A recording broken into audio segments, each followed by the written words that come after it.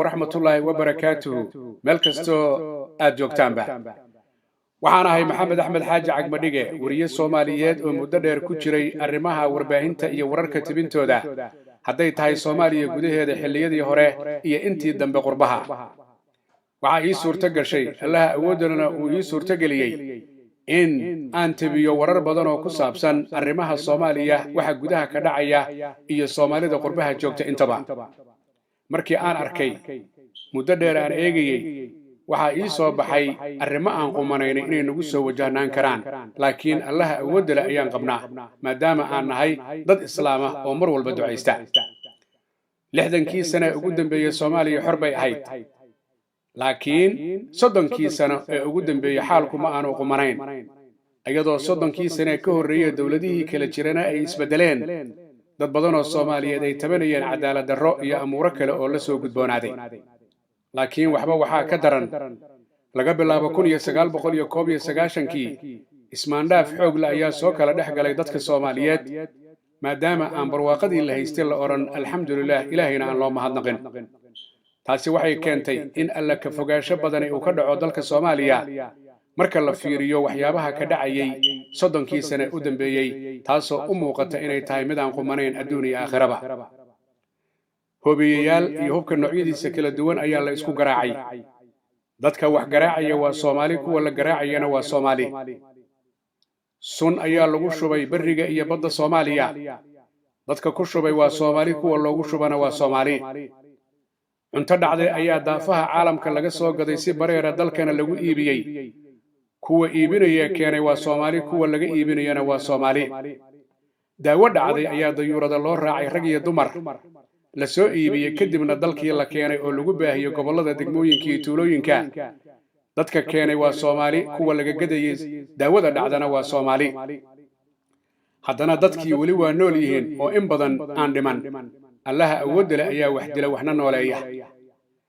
dadka Soomaaliyeed ee dhibkaas geystay qaarkood waa dhinteen qaarna waa nool yihiin oo wali waxay ku howlan yihiin dhibaataynta ummadda Soomaaliyeed qoray la qaato oo qof lagu ridaa ma aha dhibaatayn laakiin siyaabo kala duwan ayaa ummadda loo dhibaateeyaa cadaalad darradii waa joogto dulmiguna waa joogto kama daalaan kuwa dulmiga sameeya kuwa cadaalad darrada sameeyana kama daalaan shahaado suur badan ayaa jira oo isagu ku baahsan dalka gudihiisa iyo dabadaba kuwaasi oo aan aaqiradooda aan ka fakirin laakiin adduunka ka fakiray dad badan oo la dulmiyay ayaa jira kuwii dulmiyay qaar ay dhinteen qaarna ay nool yihiin kuwa wax dulmiyana kuwa ayaa ku taageera oo ku faraxsan dulmiga ay wadaan iyagoon aaqiradooda ka fakirin intaas waxaa dheer muranka siyaasadeed ee maaraha loo waayay ee 30kii sano u dambeeyay jiray kaas oo u dhaxeeya guud ahaanba bulshada marka laga bilaabo magaalo madaxda gobolada iyo degmooyinka iyo tuulooyinka dhib badan baa ka jira dadkuna waa dhiban yahay kuwa dhibayana waa Soomaali haddii haddaba xaaladdu ay sidaa tahay mustaqbal ceenkeeya ayaa muuqda mustaqbal mugdiya ayaa muuqda waxaana sal u ah alla ka cabsiga oo ka yaraaday guud ahaanba bulshada gaar ahaan inta horboodaysa dhinaca siyaasadda jaga kasta oo ay hayaan maaha macnaheedu 30kii sano u dambeeyay dadkii xilalka kala duwan qabtay jaga kasta ee tahaba inay isku raaceen xumaan laakiin in yar oo fara ku tiriso ilaahood ka baqaya ayaa jira balse waxa badan inta aan aakhire ka fakirin ee adduunka ka fakirtay dadaan quraacan dadaan qadin dadaan cashayn xoolahoodii aaway dadaa ku tagay dadaa maalin walba la barakiciyaa hooyooyin 80 jira aabayaal 75 jira ayaa maalin walba la barakiciyaa oo aan cunto cunin jidiinkoodan aan wax marin kuwa barakicinaya waa Soomaali anigoo maxamed axmed xaaji cagmadhiga ayaan barnaamijyo badan telefishinka caalamiga ee Universal ka daayay barnaamijyadaas waxaan ka xasuustaa barnaamijka anugu magac daray isku maqanta lagu maqan yahay oo yaa isku maqan waa Soomaali yaa ku maqan dad ajnabi ah ayaa ku maqan oo qaarkoodna ay agdegan yihiin qaarna aanay juqraafi ahaan u dhaweyn laakiin ay u hanqal taagayaan dhulka barwaaqada ah Ilaahay uu ku manaystay barwaaqada laakiin dadkiisu ay tacbaan ka yihiin waxa ii muuqda mustaqbal mugdiya sidoo ugu muuqdo dad badan oo dhici karto fariinteedu inay gaarto oo muxuu yahay mustaqbalka mugdiga ahi Soomaali badan ayaa qaxootiga kadib markay ka barakaceen dhibta Soomaaliya ka jirta. Carruurtoodii bay la balanbaleen, boqolkiiba 80 carruurtii fara kuma hayaan. Iyaga laftoodana cudurro kala duwan ayaa ku qabsaday meelo kala duwan oo dunida ah. Dalay u laabtaan uma muuqdo sida xaalku yahay 2020ka. Kuwa gudaha jooga waxay u xuslinayaan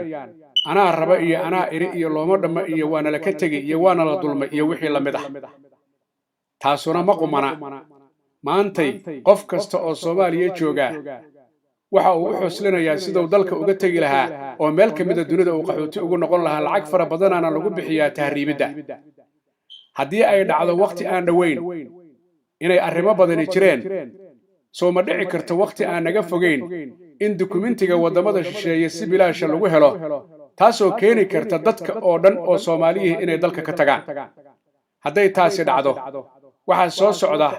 taariikh aan weligeed adduunka ka dhicin oo ah halkan Soomaaliya ayaa la oran jiray, Soomaali ayaa deganaan jirtay, waxay noqdeen wax dhintay iyo wax qaxootiya, dalkiina waxa qaatay qolo kale. Arrintaasu ma foga haddii aan la isbedelin oona Allaha awoodda la tala saaran oo shacabka degan magaalo madaxda, gobollada iyo degmooyinka iyo tuulooyinka Soomaaliya oo dhan aysan fahmin oo aysan fadhiga ka kicin oo aysan ka fakirin war qolada idin horboodaysa maxay tahay halkaysi idin wada. Waxay dadku isla dhex maraan Soomaaliya dadka dhibka ku haya ee siyaasadda horboodaya waa laba qayb ayagu go'aansaday inay qaabkaas qaldan u dhaqmaan iyo qayb laga dhex hadlayo oo qolo shisheeye ay ka dhex hadlayso. Allaha awoodda leh ayaa og. Shacabkow isbadbaadiya oo aan isbadbaadino, haddii kale waxaa dhici karta arrin ka duwan arrimaha adduunka maanta ka jira in laga arko dalka Soomaaliya iyo Soomaali dadkii la oran jiray. 2020 markaan fiirino gulufka colaadeed iyo ismaandhaafku wuxuu la mid yahay 1991kii. War aaway dadnimadii, aaway diintii, aaway alla ka cabsigii. haddaad adduun ka fakirtid aawa aakhiradaadii. dadka siyaasiyiinta kuwii hore iyo kuwii dambaba kitaabka kariimka 114 ayay gacanta saareen, ayagoo leh waxaan ka fogaanaynaa xumaanta, waxaan u danqanaynaa una dagaalamaynaa inaan u shaqayno dalka iyo dadka iyo diinta. danta dalka mooyaane wax kala qaban mayno. laakiin 100% waxaa hubantiya rag badan iyo dumar badan oo xilal soo qabta iyo kuwa hadda hayaaba inaanay danta dalka iyo dadka aanay u xuslin oo ay tooda gaarka iyo wax aan fiicnayn ay bulshada u horseedeen. si dhib la'aana waxaan u sheegi karaa in alla ka cabsigu ku yaraaday dadka Soomaaliyeed, taasina ay keentay inay galaafteen dadka liita ee maatida ee ayagu aan maciinka haysan, ceelna uusan u qodnayn, cidina aanay u maqnayn. miyaan berri wax la iska weydiinayn oo aan la is oranayn xaggee dadka iyo dalka lagu ogaa? waxaa ii muuqata anoo hadalkayga soo koobaya, siyaasi kasta markuu hadlayo 30 sano u dambeysay khudbadiisa bisinka ayuu ku bilaabaa iyo salliga nabiga calayhi salaatu wasalaam. kadibna wuxuu sheegaa midnimada iyo Soomaalinimada, laakiin dibnihiisa iyo calooshiisa ismale cidnana ma beeni karto. dadka Soomaaliyeedow fadhiga ka kaca oo dantiina garta oo dalka iyo dadka badbaadiya. kuwa aan qumanayn